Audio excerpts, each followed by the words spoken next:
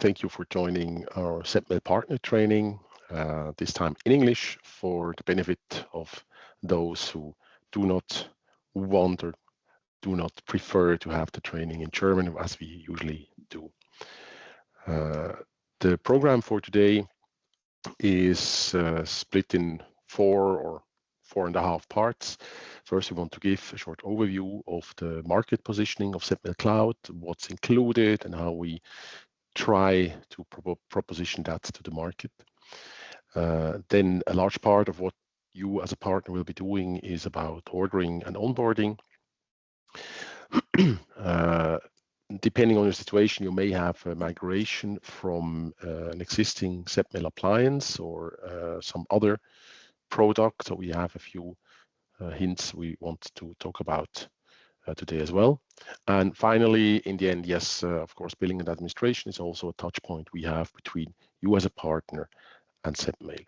The last part is more a collection of things we believe you should be aware of.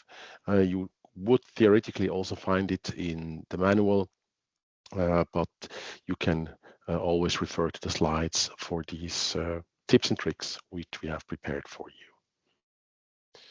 So if you have questions, please ask them right away. We have enough time also at the end for more questions. And as I said, it will be in English. Also, the slides are in English as always. About the features and the integration of SEPPmail Cloud and how we want you to have a look at it. So SEPPmail Cloud consists, of course, of all the encryption and digital signature options which are known from the SEPPmail world. We offer also a advanced security option, the filter, where we replace the email spam virus, etc. filters which you may have in other environments, so allowing you to combine all these functions into a single platform for simplified mail flow. The portal is your main entry point and your main touch point from a technical point of view. So all you will be doing will be always somehow tied to the portal. And of course, the integration in the mail flow of the customer domain is an important part of the SEPPmail Cloud.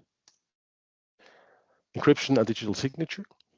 What does it really mean, what SEPPmail offers there? So this is not specific to SEPPmail Cloud, but more or less to all SEPPmail. So we have the classical product, the sign, encrypt, and the GINA. GINA is the secure webmail for those who do not have any signature or encryption infrastructure on their own. There is a sign-only option for customers who say, okay, we have some users who should only do the signing and where we do not need the encryption and the GINA stuff. As I mentioned, we have the spam malware phishing filter. There is also large file transfer and central disclaimer to products which are closely tied to the mail flow. So that's why they are a part of the SEPPmail family of products.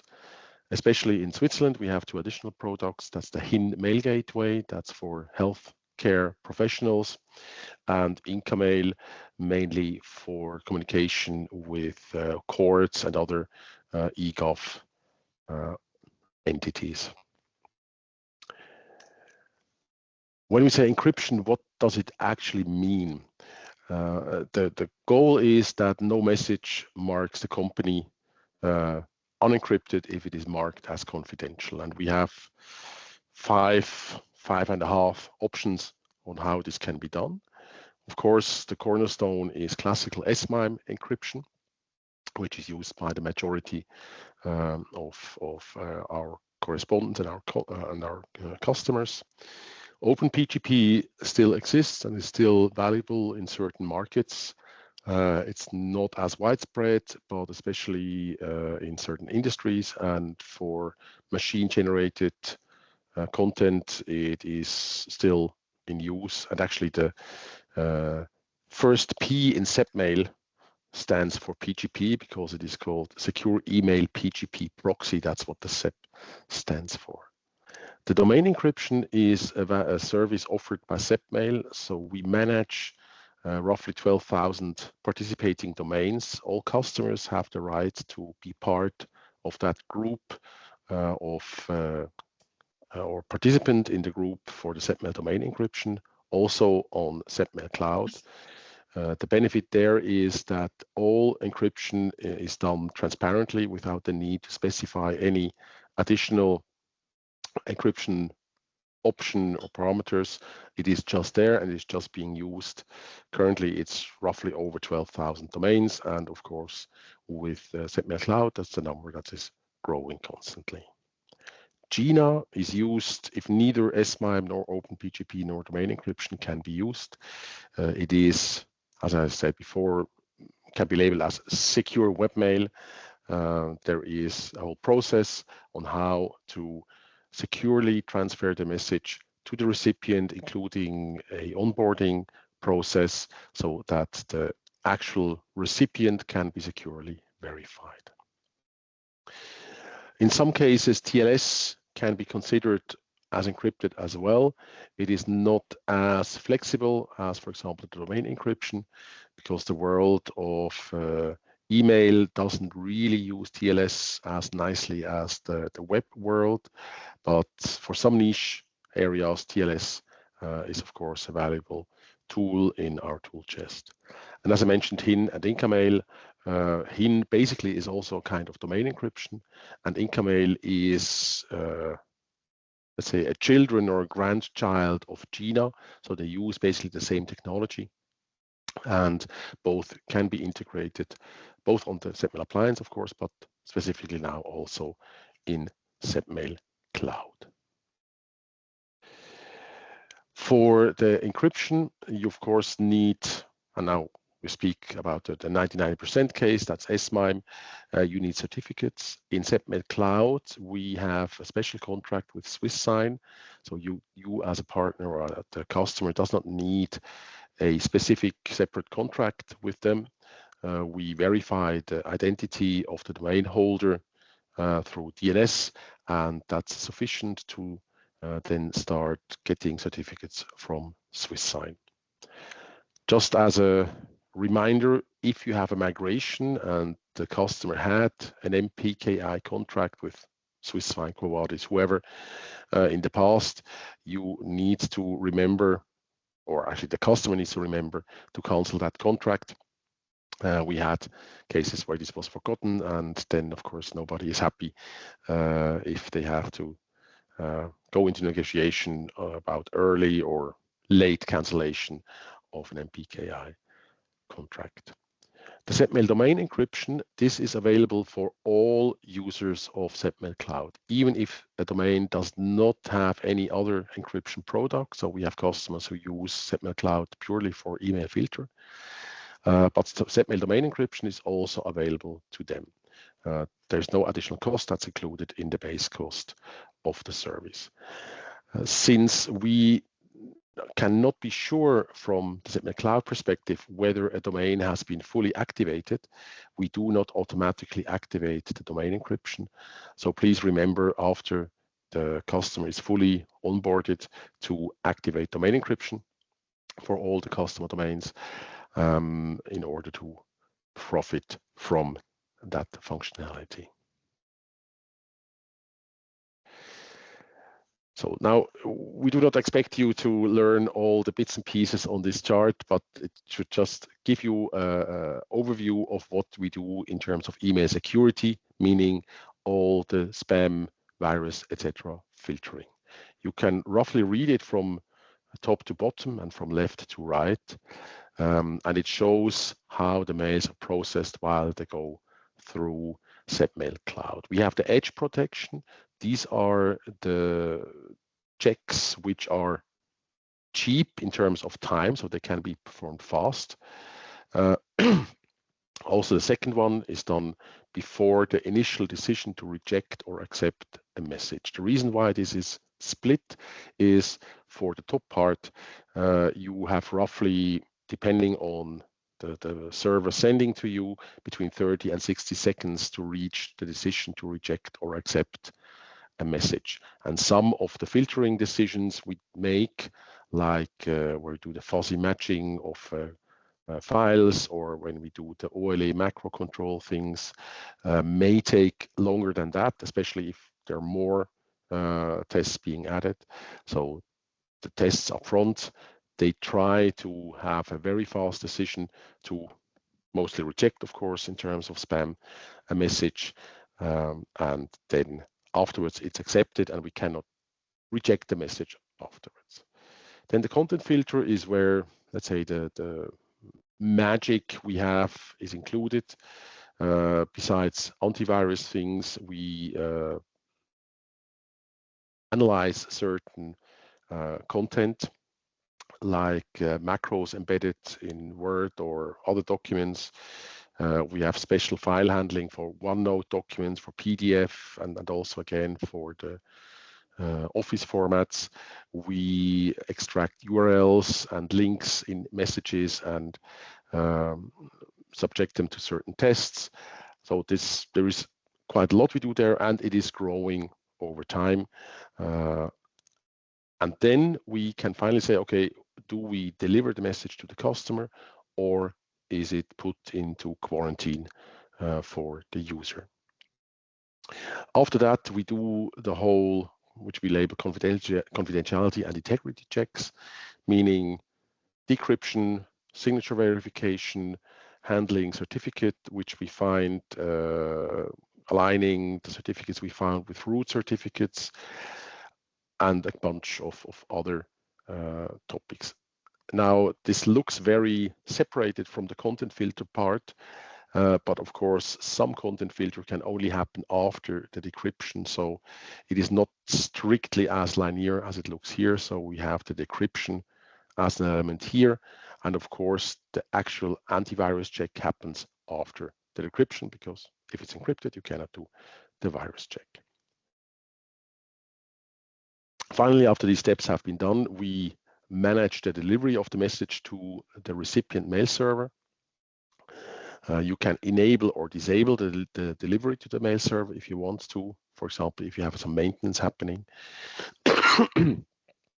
We have various queues which we handle towards the target mail server. We may do enforced TLS if this is configured, and we have the whole quarantine management. On the right, you see we have the management and logging part. That's mostly what you see in the portal, of course. You have some block and welcome lists and some overrides which you can handle as a partner. There are more which we can do, but they're maybe a bit too dangerous to open to the customer side. So if you have a problem with block welcome lists and you need more options, this can be handled as a service request. Behind that, we have a large part of the proactive monitoring. So all these elements here, or most of them, they have some control mechanism in the background. That's our part where we manage all these individual items. So that's the whole SEPPmail Cloud email security, or the protection stack, as we call it. Yeah, and of course, we are pretty proud. So in the BB spam tests, which we subject ourselves to, and quite a lot of others do as well, we again achieved highest score in the June 2024 test. So it's a quarterly public test, which we are part of, and we are constantly beating actually all the other competitors which are part of the VB spam test as well, seeing that in almost all areas we reach close to 100% catch rate with basically a 0 false positive rate. So once in a while there is a newsletter which we erroneously filter out. We are aware of that, of course. Everybody has this problem, but we worked very hard to get the mails you want and that you do not get the mails you do not want. Good. The portal as the final element of the what you see is accessible to all users. So everybody who has something to do with SEPPmail Cloud can access the portal, and they will have the functions relative to their or respective to their role. So here I'm now logged in as a super user, so we see quite a lot of functions. You as a partner see almost the same. You can also assign customer administrators or tenant administrators, and also end user may access the portal if the quarantine is in use and they want to release messages from the quarantine. Of course, they also access the portal. They will also only see basically these two functions at the top. The message search is where you usually spend most of the time in the portal. The others are more related to getting a customer or tenant signed up and to add certain functionality, certain services, and there's also some reporting stuff included here. The portal is multi-language capable, so we have English, German, French, and Spanish, and depending on customer request, of course, we could add additional languages over time. Good. An important topic is, especially if you're, of course, onboarding a new customer or if you want to get familiar with the SEPPmail Cloud, is how we integrate into the mail flow of the customer. And there we have two integration options. We call that the inline and the parallel integration. In most cases, using the inline integration is the easiest and most straightforward option. So the MX record in DNS of the customer domains points to SEPPmail Cloud, so mail enters here. We do all the things that is configured for this domain, and we deliver it to the recipient mail server. Outbound, we act as a gateway, where we also, of course, do the outbound related crypto functionality like encryption, adding signatures, and then deliver it to the customer, to the external recipients, sorry. The parallel integration is slightly more complex. We use here example of Microsoft 365, but of course it can be integrated with various other filter providers. So we have integrations or customers integrating it, for example, with Sophos, Anti-Spam, Mimecast, and a few others. So basically they all have the same concept. There, the MX record points to the filtering service. There must be rules in place which transfer the mails to SEPPmail Cloud and getting them back again. And then that platform will deliver it to the recipient mail server. Outbound, similar. The sender sends into that environment. It goes to SEPPmail Cloud and back, and then finally out to the external recipient. So there's a reason why we say it's generally not recommended. Not because we want to forcefully sell our services, but it's just a lot more complex in terms of the rules which need to be configured here and need to be configured correctly.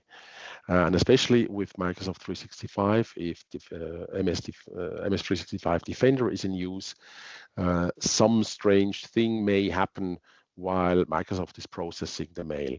And especially if someone changes some obscure setting in Defender, Mailflow may be impacted if such rules are in place. So we do have customers who use that successfully and without a lot of problems, but other customers are, let's say, our regular customers with our support to get these things running, and especially also to keep them running over time. So that's why we say generally the inline integration is by far the easier element on how to integrate. What we should also not forget is the Outlook add-in, which is in use by some customer. So if it's a sign only or a filter only customer, the Outlook add-in or plugin is not needed, also for HIN. It is recommended if sign encrypt is needed or is used, and it is required to use the large file transfer because it allows to upload mails or files to the SEPPmail Cloud platform outside of email, so that emails which exceed the size of the mail infrastructure can still be sent. So it is required for LFT, recommended for SIG-Inc, and for the others, it's not really needed, so it doesn't need to be distributed.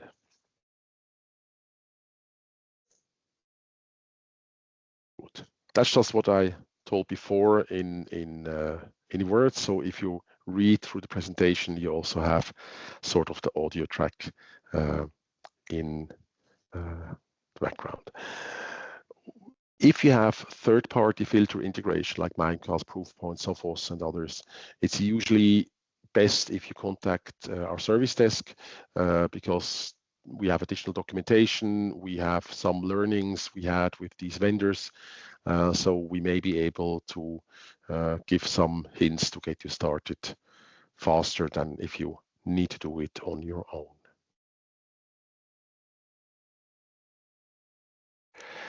Now, how do we position SEPPmail Cloud in the market also? And then we are almost done with the introduction.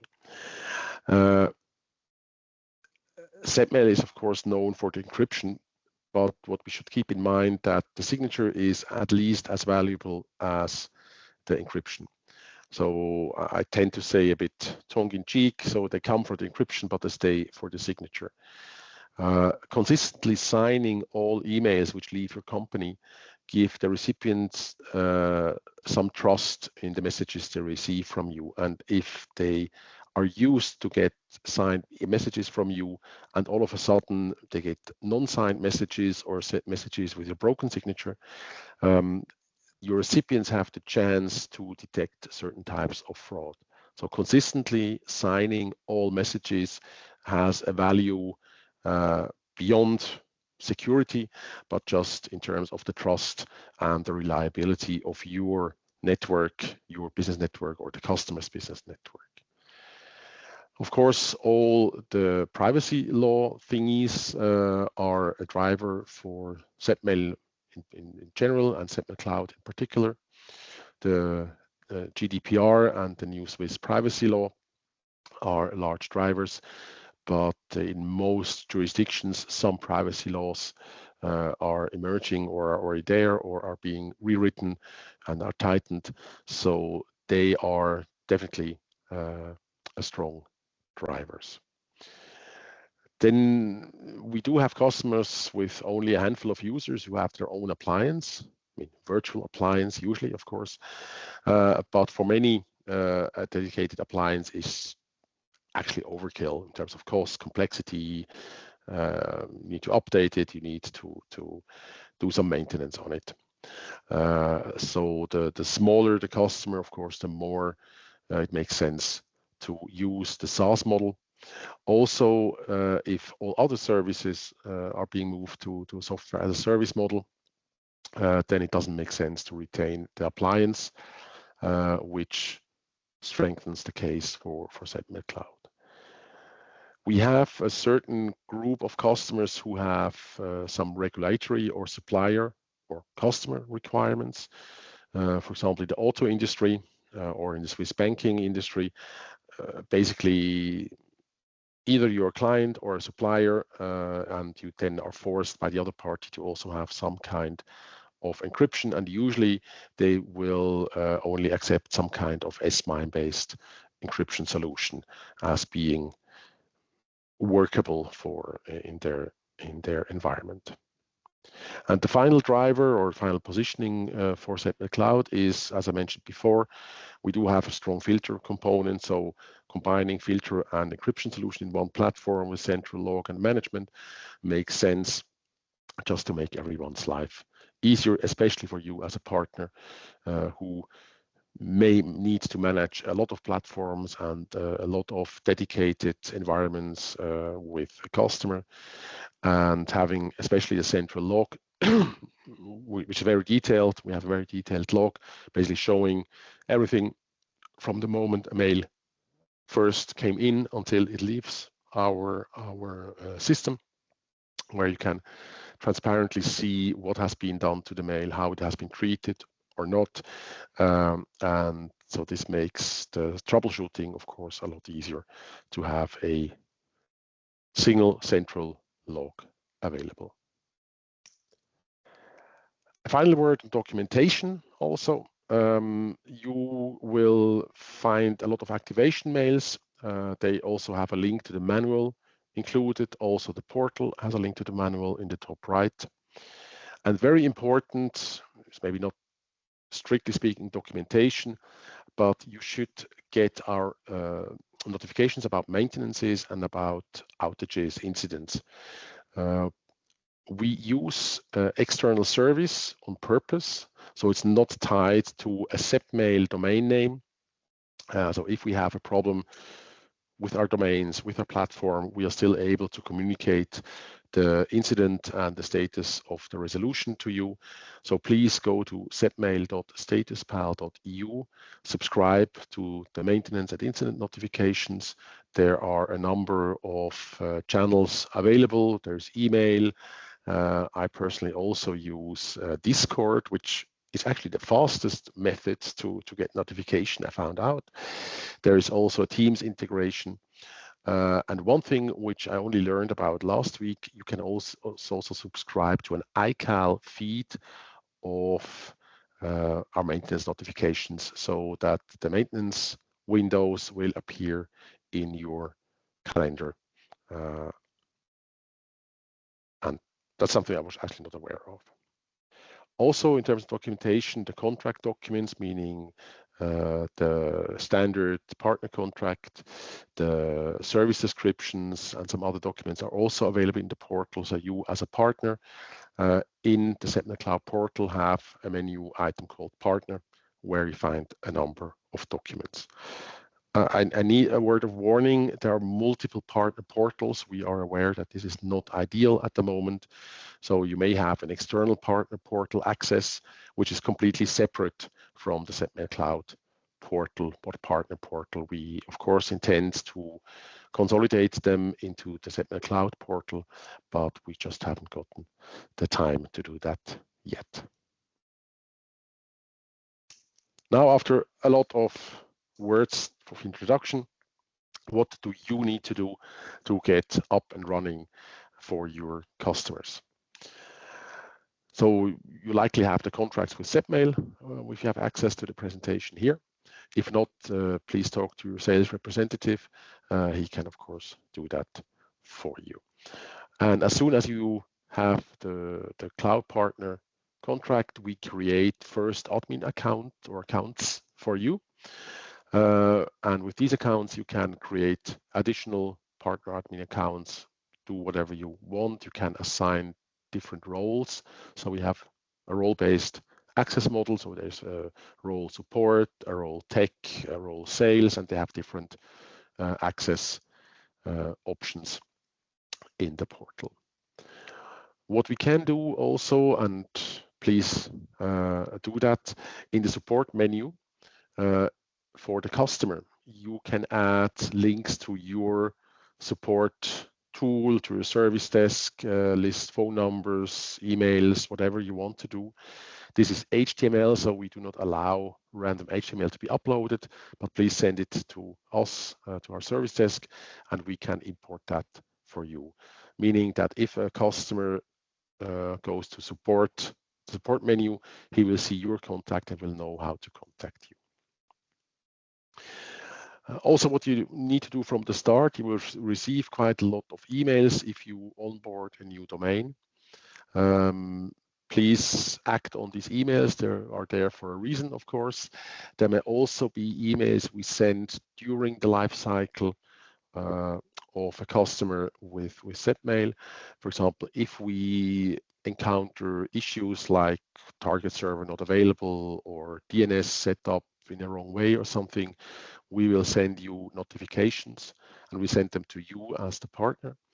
So please, if you receive messages, have a look at them, and you can then, you should act on them. In most cases, we do repeat notifications. For example, if DNS entries need to be set a certain ways, and unless they are set a certain way, we'll keep nagging you about that. Also, what you need from the start is that you have a contract with your local distributor. So in Switzerland, it's Boll, and in Germany, it's usually Infinigate. We also have Boll in Austria for some customers. So if you do not have a contract with the local distributor, also please talk to a sales representative. Because if you do not have one, the distributor will come to us at the when we send them the batch of invoices and say, oh, we don't know these guys. So we will find out, but better start early to get that up and running in the right way. Most partners want to test the service before they use it for the customers. And we are more than happy to provide you free test domains. You can use your own tenant, or you can create a separate test and maybe also demo tenant, which we encourage you to do. So the test domains should be there for a long time. So not just for testing upfront, but also that you can test new features, for example, or test certain settings. You should just notify us. We may not automatically recognize them as test domains. And if you tell us about it, we will add 100% discount on these domain. Of course, you should restrict to a reasonable number of test users, not hundreds or thousands. But otherwise, we would have a little talk. Also, you will be better able to sell the services if you use them for yourself. So please also add your corporate domains or domain to the service. We provide a generous NFR discount. Please also contact either your sales representative or service desk to get that set up for you. Then how do we actually work together? So what do we expect from you as a partner? So you as a partner, you are the face of the customer. We have no direct interaction with the customer. Yes, of course, it happens that customers write to us directly, but of course we try to avoid that and redirect them to you as the partner. If it's an emergency, we may do something, of course, right away, but usually we try to direct them your way. You are responsible to integrate the service in the customer environment, meaning the mail flow and maybe also the migration, if that's a point. You are the first level support for the customer, and we expect then the qualified escalation to us for things which you cannot solve yourself. Qualified escalation usually means, and we come to that later in more detail, that you send us a link to a search result showing a problem with the mail flow, for example, or a link to an individual message, so that we can actually directly act upon such a case. On our side, that's the largest part of what we do is a proactive support. So we try to monitor the platform in a way that we detect issues with customer domains early, that we can notify you. If it's large scale, of course, we use STATUSPAL, but if it's a single customer or a single partner, we use direct contact. Then obviously the second, third level, the reactive support part is on our side, the plan, build, run of the whole SEPPmail cloud platform. So you do not need to update software or take care of maintenance, anything like that. And we are there to fulfill your service requests. Service requests meaning things which you currently cannot do on the SEPPmail cloud platform, on the portal. Of course, in the background, we can do a lot more. And if we see repeated requests for similar topics, we will add such things as options to the portal. But if you have anything which you believe is not possible with the portal, that's where the service requests come in. But generally, we try to avoid that you need us for daily tasks. I think you should be able to run independently and not wait for us to do certain things. The portal have been talking a lot about it. All admins and users access it. There is a role-based access control, and on top, we also have an expert mode. So certain functions which we believe are a bit difficult if they are changed without knowing the implications, they're hidden behind the expert mode.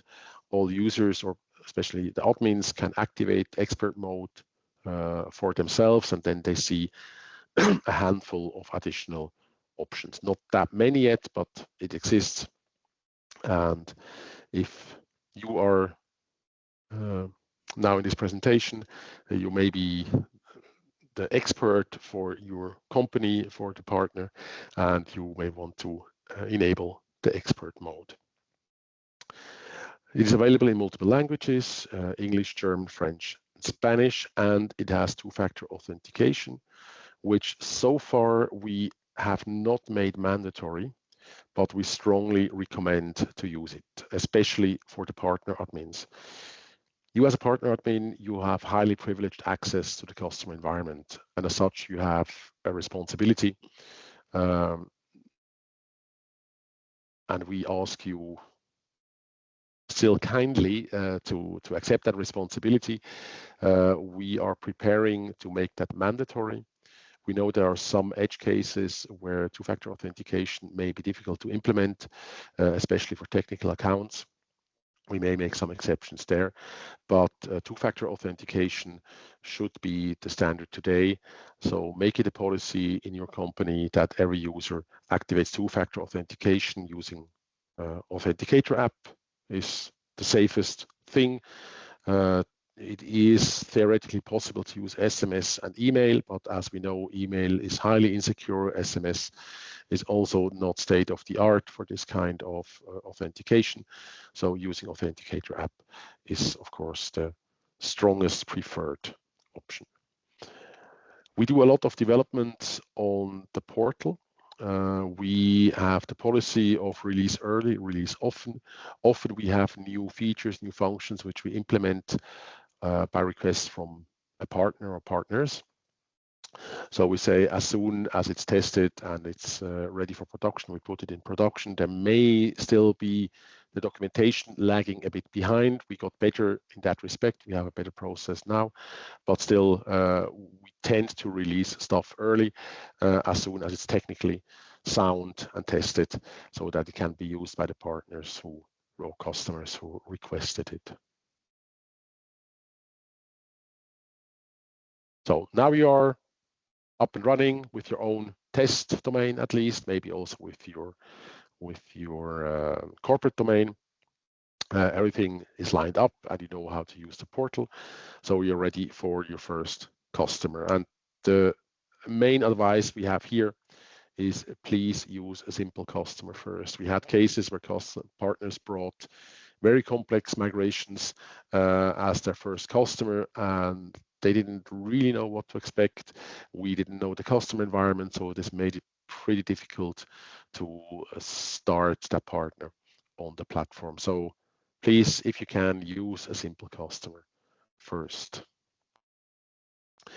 And what do you need to ask your customer before you can actually start? So you need to decide, either ask the customer or you decide for him on how to integrate. So is it inline or parallel? What you need, what features you need. Is it filter only, sign encrypt? Is it HIN? Whatever, so that there is a clear understanding of what the customer actually wants. And also, and that's a surprisingly difficult question, which domains to include. Usually customers say, yeah, we have our main domain, and when you start looking at the mail server, you find alias domains, product specific domains, old domains, domains from companies which have been bought or resold, or language specific domains. For example, we have one customer who has had 6 language specific domains for each user. So actually important to get this information from the customer or from the mail infrastructure. Then you should have a timeline in mind. So when do you want to activate SEPPmail Cloud? Usually you would deploy on the cloud platform or deploy the service on the cloud platform at least a few days before an actual migration, so that can maybe have a few test mails going back and forth, and also that you plan time to deploy the Outlook plugin if it's needed. And this migration is a big topic in and of itself. We'll cover that in more detail a bit later. There are some things which you need to consider on the mail hosting infrastructure of the customer. And basically, we only have two cases listed here. That's M365 or Exchange Online and on-premise Exchange. But of course, we have customers using whatever speaks SMTP as the mail hosting infrastructure. For M365, yes, you can do it manually, but we will anyway ask you for the report from the PowerShell module, and if there's some troubleshooting to be done, and we will see if the services or the connectors and rules have been set up manually. Please always use the PowerShell module unless you really know what you're doing. We have a very few examples of customers who did it manually and it worked in these cases, but in most cases where partners try to do it manually, there was something missing, creating mail loops or other oddities, of course, which we would like to avoid. Please be aware there are two versions of the PowerShell module. One is for SEPPmail Cloud and the other is for SEPPmail On-Prem. They are not that different, but the SEPPmail Cloud version already has some information about the environments and certain variables which you do not need to, or parameters which you do not need to provide. So it's a bit easier to set it up with if it is a SEPPmail Cloud customers. Also, something you need to be aware of, the connectors needed for parallel integration cannot be created by yourself if the domain has been added to Microsoft 365 after February 2023. The reason for that is that these connectors have been abused by spammers in the past. So you need to create a support request with Microsoft to get these type of connectors allowed on the customer domain. We have a FAQ article in our GitHub repository explaining what to tell to Microsoft support and how what to expect. We had cases where this was done within 4 hours, but we also had a case where it took 4 weeks for Microsoft to finally approve the connector. I think, okay, that's maybe an extreme case and a few things went wrong in that case, but just be aware that this may take time to get right from Microsoft side. Also, we may ask you to run the module again, so we cover additional use cases. We work around, or we may work around some Defender oddities which have been introduced by Change by Microsoft, for example. So there may be cases where you say, okay, please run the module again. Since now 2 or 3 versions, we also add a version header to all messages passing through these connectors so that we know which PowerShell module was used to set up the rules. And of course, this helps us to alert you if you are behind a certain required feature set, and then that you should run the module again against the customer domains. If the customer has an on-prem exchange, there are some things to consider, especially if it's a multi-tenant hosted exchange. Exchange or the on-prem exchange cannot make any routing decision based on the sender address, meaning that if multiple domains are on the same hosted exchange, out of the box, all domains would need to send through SEPPmail Cloud, which we would be happy about, but maybe not the operator of the hosted exchange infrastructure. The typical way around that is to use a regular capable SMTP server in front, like postfix or something like that, which can then do the routing based on the sender address.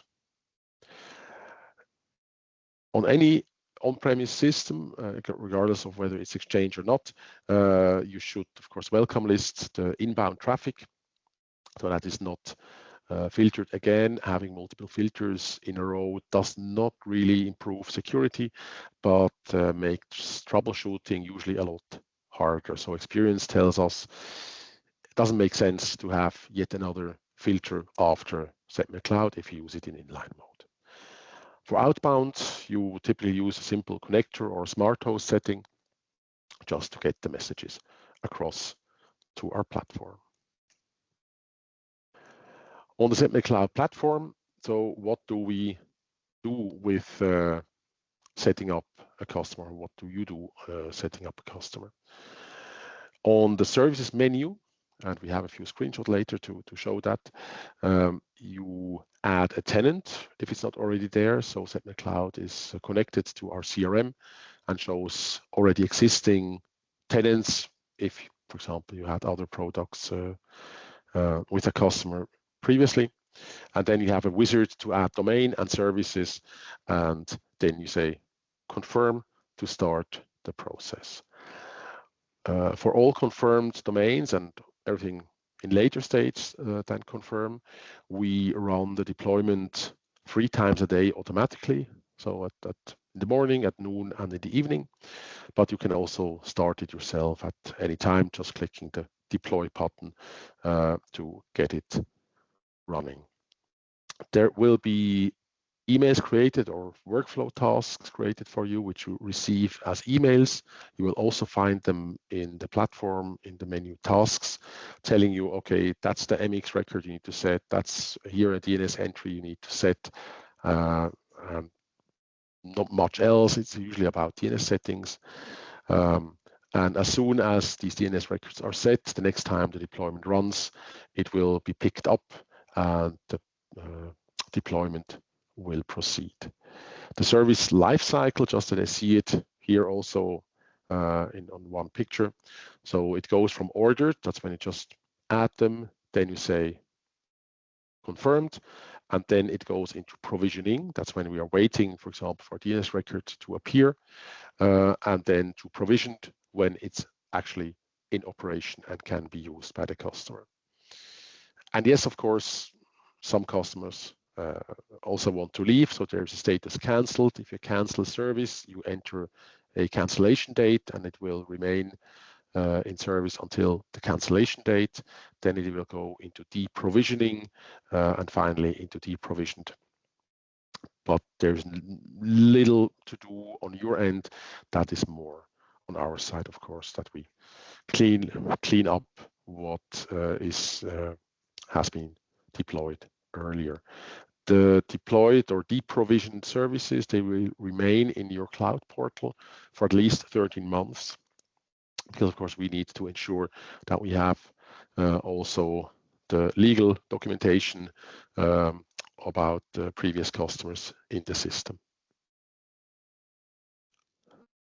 So what we do during the deployment, we do not only send the messages, the mails, the workflow notifications, but we also, for example, check the consistency of the ordered services. There is also a manual option to add services, which may make sense in certain circumstances, but there we check the consistency so that if SIG-ENC is used, there is also certificates, for example, ordered. We set up the tenant on our internal appliance customer. We create a number of certificates. Some of them need a DNS entry, as mentioned before. We set up the connector for SwissSign, and we also check some things which we learned over time customers are using, for example, CAA records. And I'm mentioning them here explicitly because some partners may not be aware of them. CAA records in DNS, they allow to specify which certificate authorities are allowed to issue certificates for that domain. And this can be empty, and then all are allowed. But if one is set, we need to ensure that our CAs can actually issue certificates. So it needs one for Swiss sign. And for the GINA domain, we use Let's Encrypt certificates. So we need to ensure that if CAA records are present, that they also include Let's Encrypt and Swiss sign. And finally, what we also do during deployment is that we remind you of the tasks. So every 3 days, if I remember correctly, for most services, you'll get a reminder. Please set DNS, please set DNS. And we keep doing so until it is actually done. So how does this look like? So if you add a service or if you add a tenant, we ask you for a few information. The main contact email is pretty important. So we had cases, emergency situations where we could not reach the partner. And then we decided to reach out to the customer directly. So having here a useful and knowledgeable main contact email makes sense, maybe also a phone number, so that we can do certain things in case of an emergency. When you add a domain, you can also add a number of users. So we do not store, actually we do not even store the number here. We just use it in the next page so that you see the right price list and price volume discounts. You select the type of integration, if it's parallel or inline, and actually this should show a little bit more here on the bottom, where you can also select the services. And finally, you will see a list of the services, their status, and the start billing date. The start billing date will then be set to when it reaches the provisioned status. If you need to set a different start billing date, for example, you already created them and say, no, the partner will only, or the customer will only start in a month, you can tell us about it. You do not really need to tell us about it, because if there is no traffic running through, there is also no service being charged. But there are cases where I say, okay, we want to set the start billing date on the 1st of next month, for example. Good. The activation mails, they're also available in the portal. The final one, there's now the German language version, tells you about that its setup is complete and it can be used, for example, here for GINA, that we also, just for reference, add the GINA URL, which will be used in the future. When we provision a service, we learned that it's much less prone to error if we disable the delivery.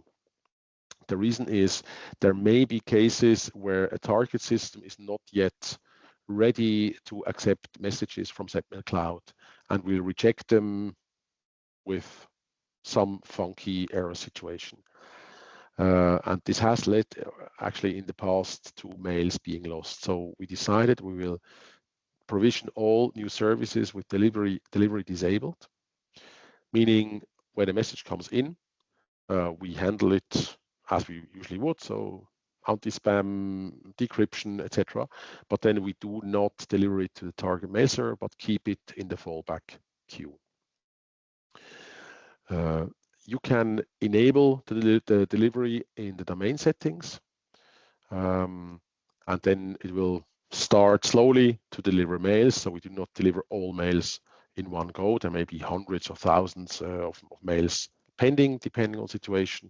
So we do a slow ramp up. And if you disable delivery again, there will also be a little ramp down, because mails are maybe being processed right now. So they will continue to process until the mail queue is empty. You can have also a look at the mail queue, especially during migrations. This may be important so that you see how it's building up and going down. most often the mail queue will be empty for a particular domain, unless there is some problem with the target mail server or a problem with maybe our internal infrastructure. So do not be surprised if you see mail queue 0000, because that's the usual case, that we do not need to keep things in the queue, but that they're always actively processed and delivered directly. You will also see that in the message search. So if you in the message search, you will see a number of icons indicating okay, message not delivered because it's disabled, message temporarily rejected, for example, if the target server is overloaded, and message search. A mail queue will show you the situation of the mail processing. Yeah, a more in-detailed view on the PowerShell module.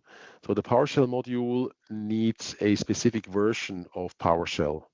It's PowerShell Core, and it's not the old and purely maintained PowerShell 5, which is usually delivered with regular Windows. So we need the PowerShell Core 7. Don't know what the current version is.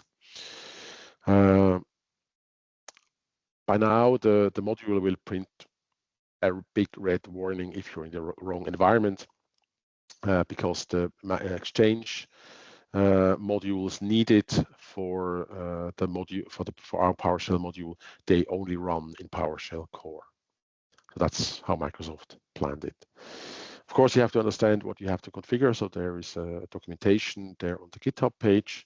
You should run the report before doing anything else, so that you see what the situation was before. Execute the PowerShell module, test it, and run the report again. This will directly give you customer documentation. And if there is a problem, we will also ask you for the report. And as I mentioned previously, we may ask you to rerun the module if we have new things to cover.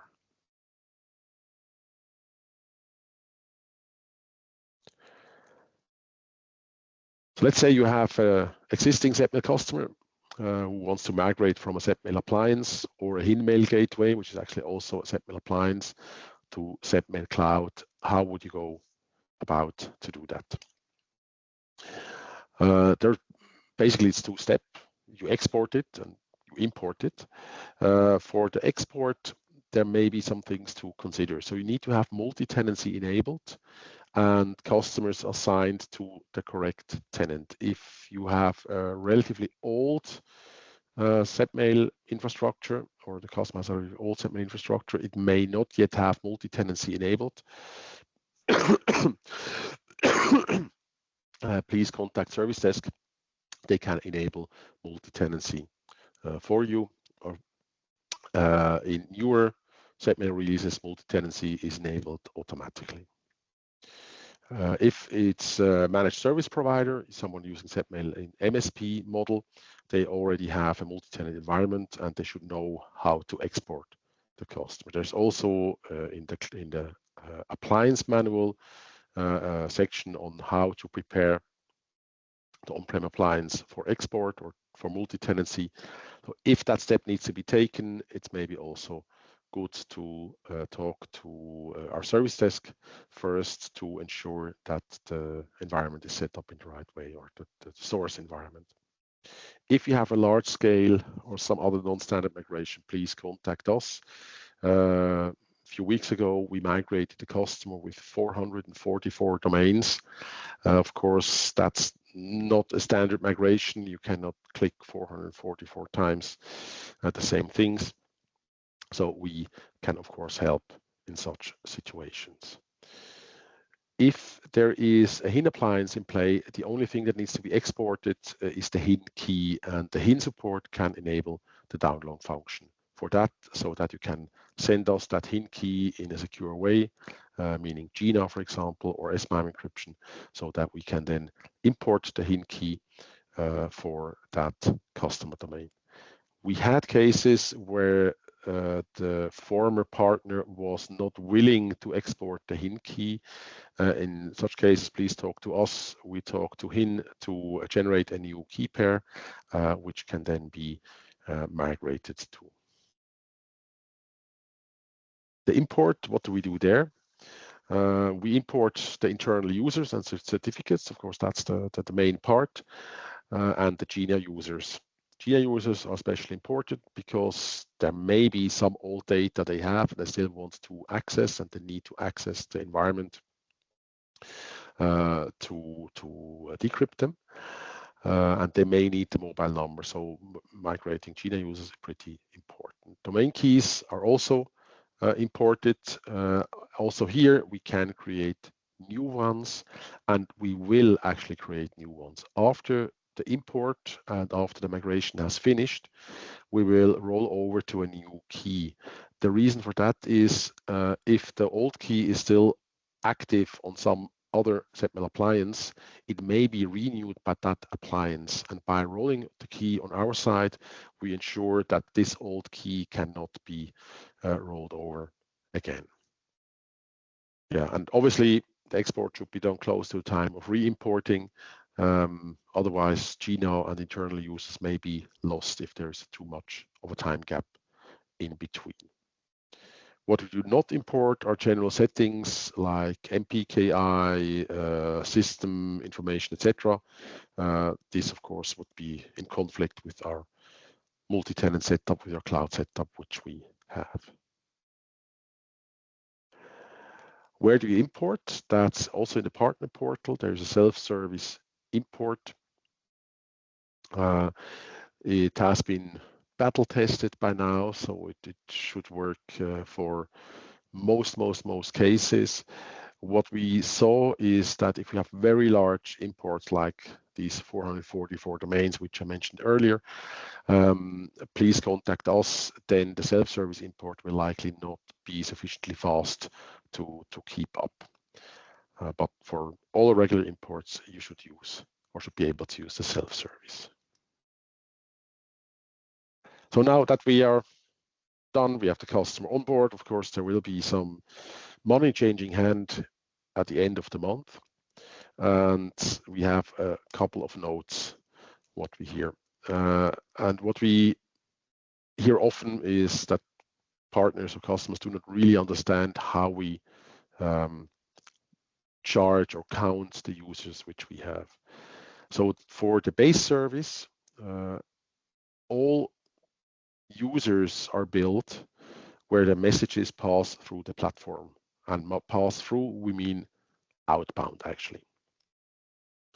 All users who do not send messages are not counted in the standard automated user management mode, meaning that the number of users may fluctuate a bit.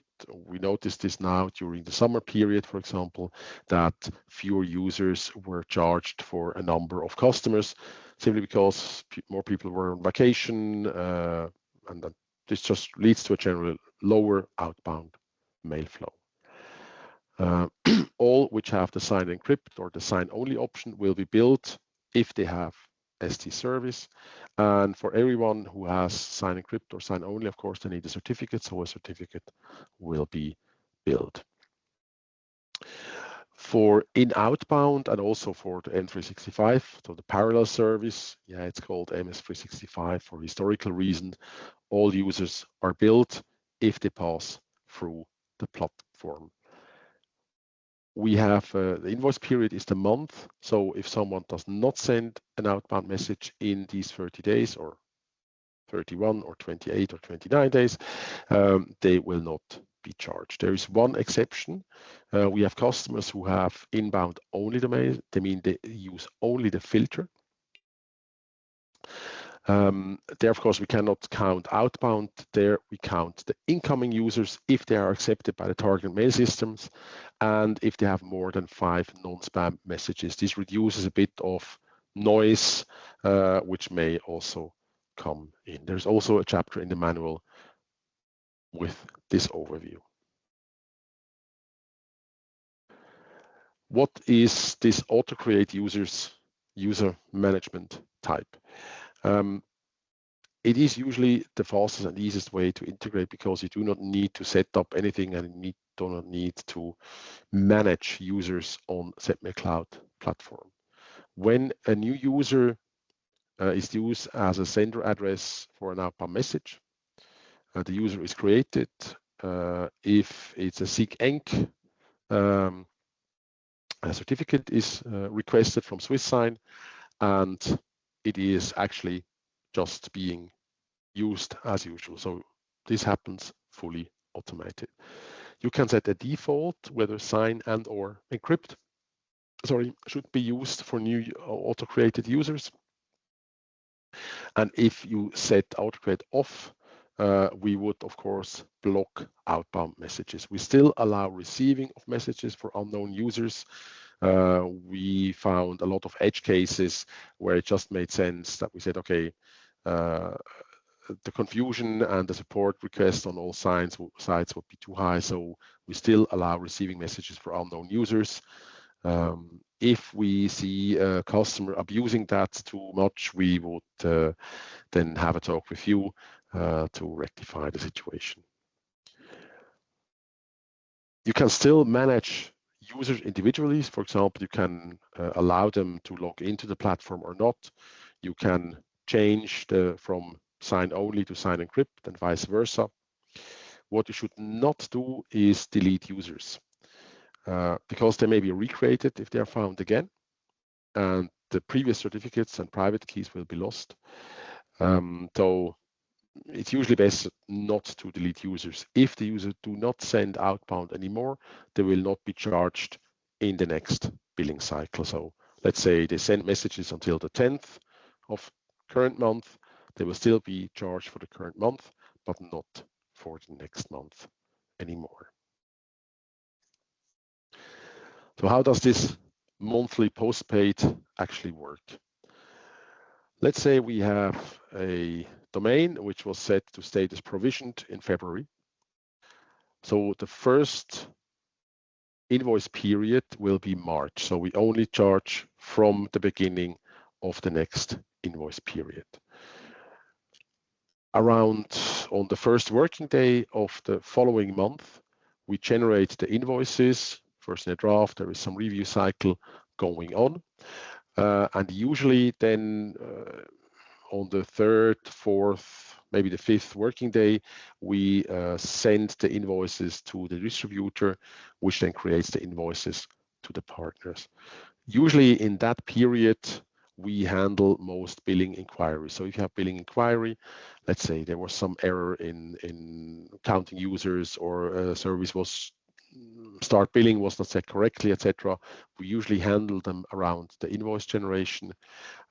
If it's an error on our side, most cases we do a credit, or we award a credit towards the next invoice, which just makes it easier that we do not have to break up the whole chain we have here. So the invoice you receive through the distributor will at most have the information of tenant, managed domain, and service. It will not have the information about the individual users. If you want to see data on the individual user, you see the same information, including the users, also on SEPPmail Cloud Service. The reason for that is that it's just too much data to send to the distributor, and most of them are not able to show you that level of detail down to the individual user.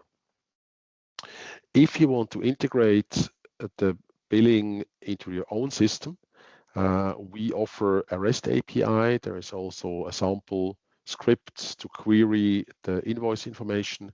So if you are interested to automate that, contact us and we can help you and guide you and show you how to use that REST API. The user statement, as we call it on our end, so that's the same information you see with the distributor. So it's the tenant, it's the domain services, and the number of users, and maybe discounts here, which you can see here. You, as a tenant, as a partner, you can select the tenants. You can download a CSV file if you want to integrate it manually. And yes, I know a lot of billing stuff happens with CSV file. I don't like it, but well, so be it. There is the JSON download, which is the one we recommend to use for the REST API integration. And here you can also download the user details, which we have available since August last year. We didn't have that level of detail previously. We intend to keep this for at least 13 months, maybe depending on partner feedback, we may also keep it a bit longer. We, from time to time, get requests for prepayment invoices. What we do here is we do not change the regular monthly postpaid billing, but we issue a separate prepaid invoice with roughly or usually 12 times the expected monthly invoice. So if there is already an invoice, of course, we can take last month's amount, but usually then otherwise we would just guesstimate with you what the amount would be and would create this as a prepaid invoice, and that prepayment amount is then added as a credit for the customer, and each monthly postpaid invoice is then deducted from that credit. This gives us both worlds. We have a prepayment available, but do not need to overcomplicate the billing process.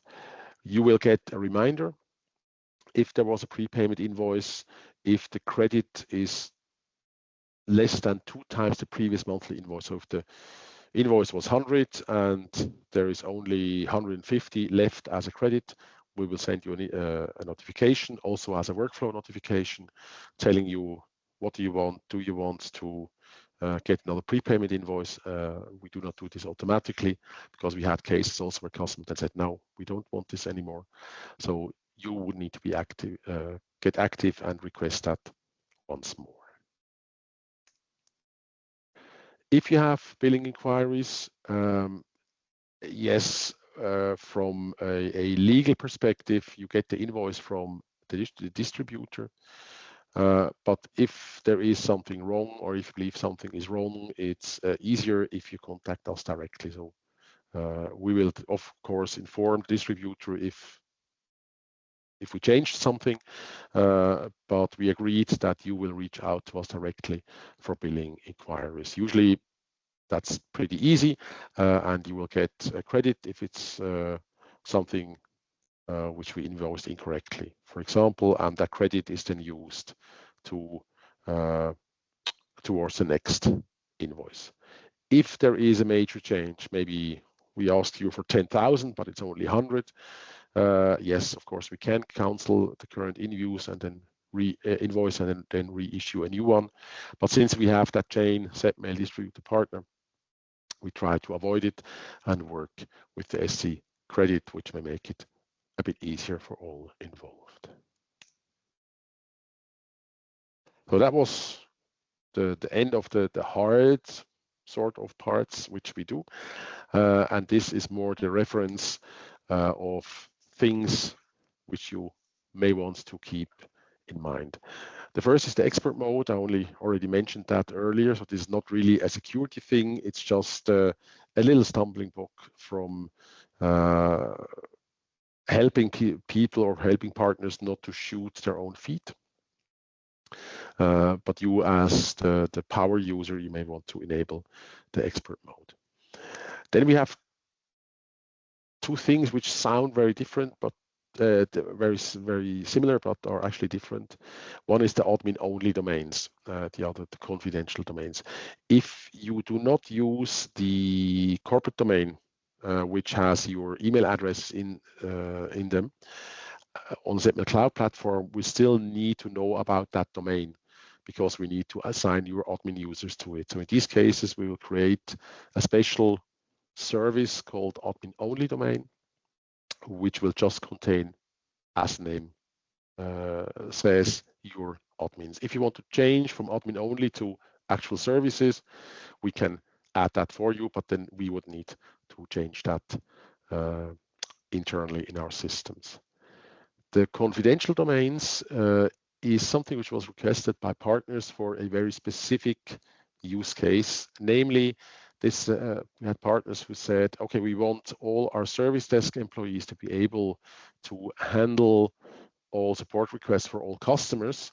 But since we also have our own domain, our own corporate domain, we only want a handful of users to be able to, for example, see the logs of the corporate domain. So we can mark the corporate domain as a confidential domain and then add the confidential domain to a number of users or admins, and all the others will actually not even see that this domain exists on the platform. That's the reason for these confidential domains. If you have a lot of admins, you will also receive a lot of emails, and each of the admins will receive all these emails. So we have a specific role called workflow mails, and you can create admin, in quotes, having only the workflow mails role. This will not allow that user to log in and do a lot of stuff, but it's of course useful to use the service desk email address to receive the workflow mails, and then you can give all the other admins all other roles except the workflow mails. Good. Then one thing, the share buttons and copy links. If you are in message search, and I'm now I'm logged in as Onara, so this is a test domain which we have here. I just press search. You will get whatever search result here in the bottom part. And if you now say, okay, this message search result shows my problem, how do you transport that to us? Yes, you could make a screenshot, but then we would need to type in things from screenshots. It's much easier if you press here on the share link, and it will be copied, a special link will be copied to the clipboard, which will allow us actually to get the exact result which you had here on the screen. And now I'm using whatever a spam message here. If you have an individual message, you can actually copy that link here, which will also allow us to get to that very message which you have a question about very fast. So please always use copy link for individual messages or the share buttons. These share buttons, they appear in numerous locations which you can then use. In terms of setup, things to keep in mind, the enable, disable delivery and the mail queue we talked about earlier. There is a special thing called the recipient cache, which may lead to a problem here or there. Finding out if an address or an email address exists on the recipient system seems to be a very difficult thing, at least in the Microsoft world. So the logic behind finding out whether an email address exists is relatively complex. That's why we cache that information to some extent, allowing us to process future mails then faster. If there was a problem with the target system, we may have learned erroneously that email address does not exist, and this would now be cached. So you have in the settings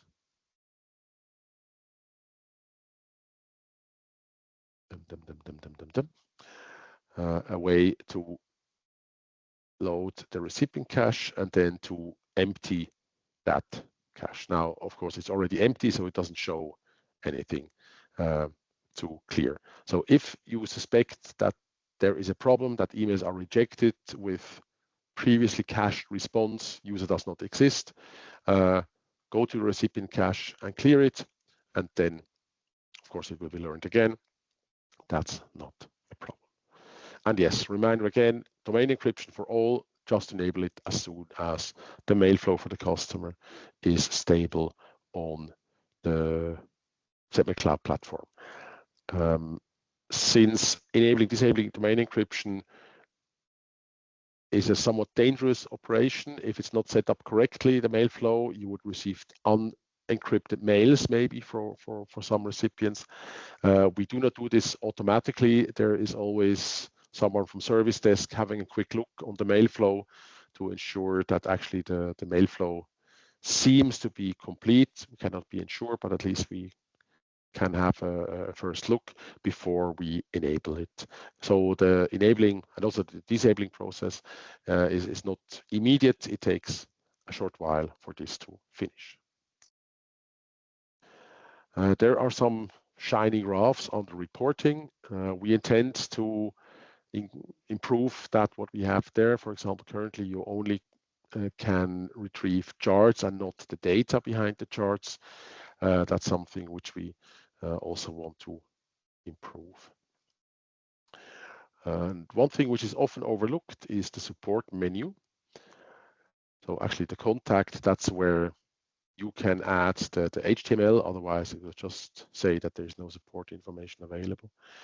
You have multiple lookup tools here, especially the test tools.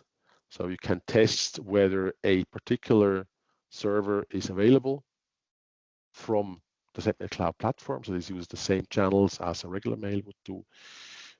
You can test SPF records. You can test name servers to see whether we believe we get the same information that you believe you should get. And there is a simple RBL tester for filtering customers. By the way, here is the mail queue view, which you have there. The outbound sender block is also a bit hidden down here because we don't want to put it up too prominently. If we, especially in inline mode, we need to ensure that our customers do not spam over our platform, because this would negatively impact all other customers. So we may block under certain circumstances. For example, if all of a sudden there are hundreds or thousands of mails from a particular sender, and if it passes certain thresholds for unknown recipients or other criteria. These will be listed here. They may be delistable by the partner, but in some cases, especially if it's an escalation, if it's a repeat offender, you will not be able to delist it yourself, but you need to go through a service request. Also to mention in the user profile is, of course, the 2FA setup. So we strongly recommend that you set up the OTP. Of course, here for the test domains, we do not have it enabled, but for all our super user accounts, we have it enabled. We have been using this now since, I guess, almost 3 years, and it has been working quite well. Also here, you'll find the quarantine reports if using the filter. As a user, I may want to get a quarantine report, and as an admin, I can also get notifications for all or only for a selection of domains which are assigned here. We recommend to not automatically enable quarantine reports. It has shown in the past that users start marking the quarantine report as spam because it's empty 99 whatever percent.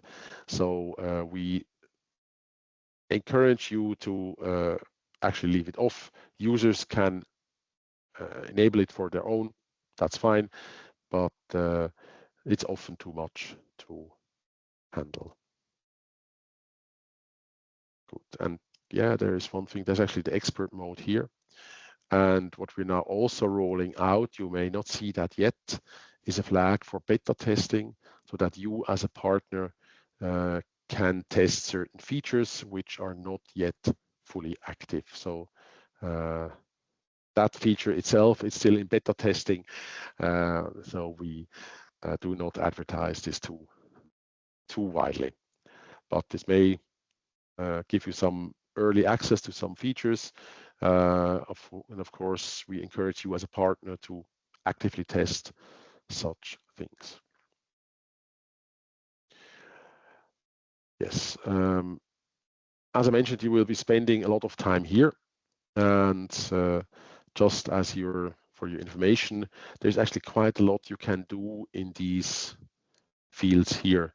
And you see it if you click on it. So if you precede it with an exclamation mark, you negate the term.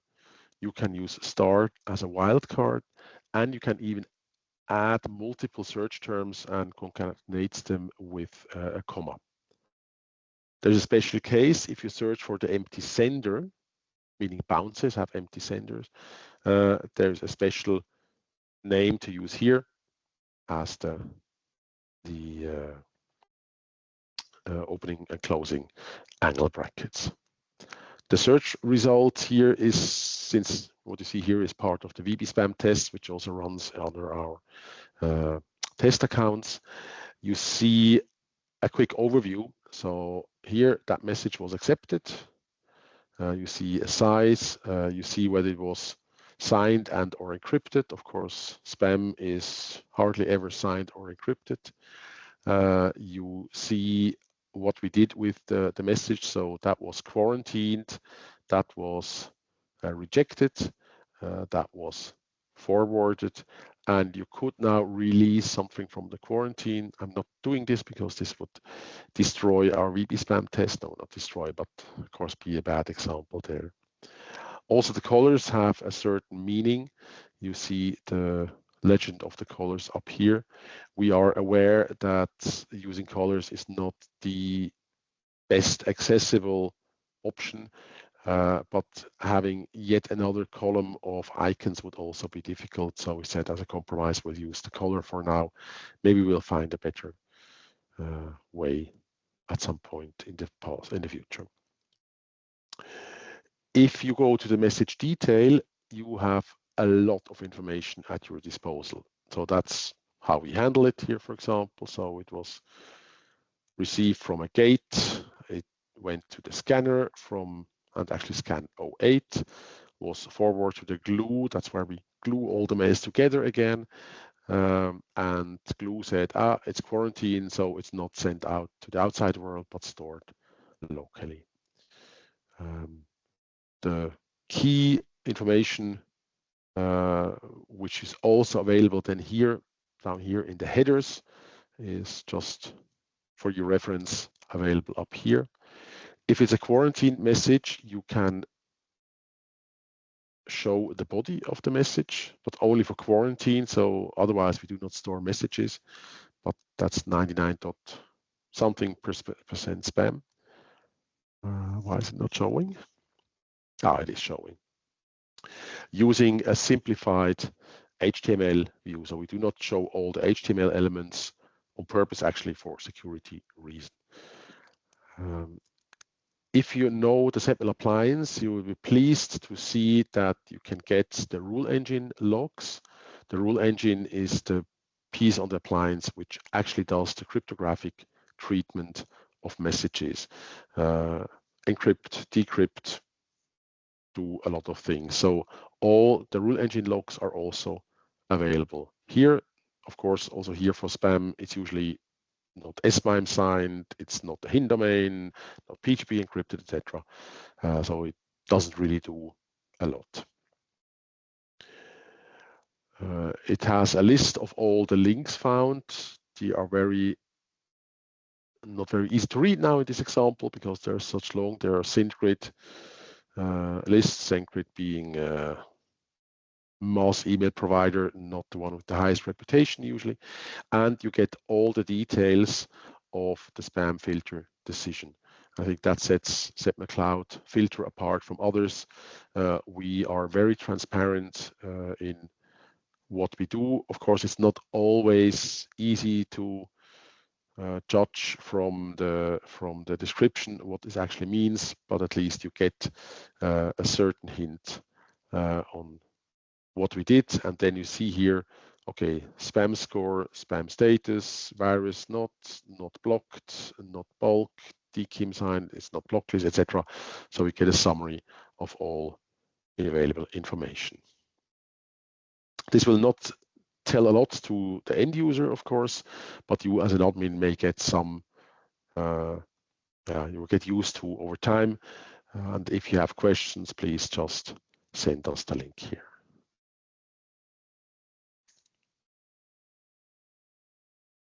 Good. So what's next for SEPPmail Cloud and actually also for you? SEPPmail Cloud is not a finished product. We are constantly evolving. We want you to be more in control. There are still a few things which we need to do manually, which we don't want to do, but we want to give that in your hands. So more self-services, and also to at least keep up the transparency and maybe also improve it to some extent. We are aware that the user interface is currently not as responsive as we want it to be.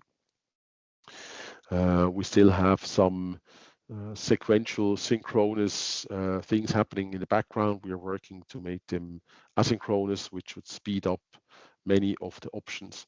That's a high priority task for us to make that faster. Actually, especially for us super admins, because we query even more data synchronously in the background. So having the background asynchronously will improve the responsiveness, especially for us admins, but also for you as partner admins. The large file transfer, as mentioned in the very first slides, is actually already available for a select number of customers. We are working to make that available to all customers with some self-service options as well, so that this can be more easily used. And similar thing is about directory services. So Enter ID used to be Azure AD, it used to be, I don't know. So currently I believe it's Enter ID that we allow you to synchronize users from Enter ID to the SEPPmail Cloud and then assign certain functions, for example, sign encrypt, quarantine settings, whatever, to users of a particular group. This would then turn off the automatic user management. So then we do not use the automatic user management anymore, but we would simply read everything which you have in the directory and in the configured groups. Those two features are now in our internal preview, the test phase.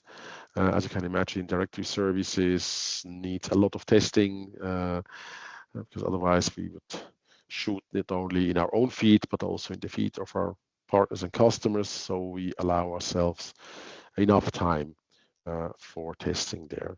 Large file transfer, there we need some additions on the internal appliance. This has now been delivered, and we're also there in the preview and test phase. What is important for us is that we get your input, so we don't do these things just out of the blue. Well, we have some gut feeling of what we believe should be done or should be provided, but more important is that we get your input, that you say, okay, I would like to have this function, or I would like to have this function to behave in a certain way. So please provide your input, and we'll be glad to try to deliver them as fast as possible. Yes, and of course for you, if you haven't done so, please set up a test domain. Eat your own dog food, or we can also say drink your own champagne with your own corporate domain, so that you use the platform. It's important. The better you use it, the more you use it, the better you can explain it to the customers. Bring a simple customer at first, and then of course lots of customers. So the goal is, and we haven't enforced it in the past too much, but we will start to talk to partners who have maybe one customer or two customers, and we see support gets more difficult with this kind of partners, that you should reach about 5 customers with, let's say, 50 users in the first year. If you do not reach that, we'll have a talk. Maybe we have a different partnership agreement with you, or we find other ways to get you to that limit. Our goal is that you are fluent with the platform, that you can support the customers, and of course also that you can bring new customers. And this needs a certain level, a certain volume of users and customers to get going. With that, I'd say thank you and have a good day.